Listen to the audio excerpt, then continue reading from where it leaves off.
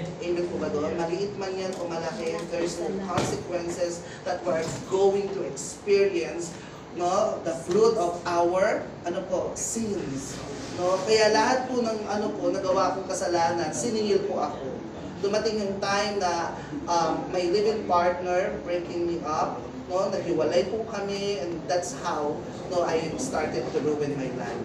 So kung sino-sino ng lalaki, no, bata, matanda, may ngipin o wala, lahat yung pinatulan ko talaga. Because, no, sino dito yung you are looking for love and acceptance in the world, na kahit alam mo kasalanan, basta may ibsan yung mo, kating mo, go na. So ganun po ako dati. Sobrang nakakadiri po, di ba, ng buhay ko. So ganun po yung naging takbo ng buhay ko. And also, I was indulged with drugs.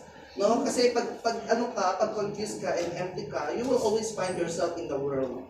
Like where you are in a competitive world.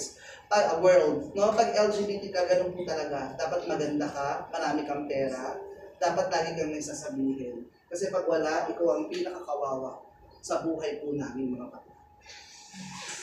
So lahat po yun, no, I experienced the consequences. I was diagnosed na may anxiety na po ako. Pag mayaman, anxiety. Pag mahirap, buang ang tawa. Diba? Pag mayaman, anxiety. Diba? Depression. Panic attack. Ang sarap, no? Parang wow, yaman po. And also, I have my psychiatrist doctor. Saan ka? May psychiatrist doctor ako and I spent thousands of pesos para lang magkaroon ako ng kapayapaan. That's why peace is precious. Amen? Amen? Amen. So, doon nag-start, like, I don't have any money now to sustain my medication. Doon ako nag-rely sa alak, sa sex, sa lahat ng mga bagay na mag-fill in sa puso. But at the end of the day, I found myself lost and empty. Amen. So, dumating po ako sa time that suicide is my hobbies. Gusto ko nang mamatay. Kasi parang bata pa lang, until even in the present time, sobrang hirap po ng buhay. Amen? Parang in my childhood, wala akong masyadong maalala na naging bata ako. Parang all these years of my life, puro kahirapan po ang nangyari sa buhay.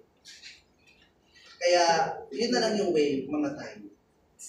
No? So, nandun ako sa taas ng bahay namin, tumingin ako, I was in the 3rd floor in the house.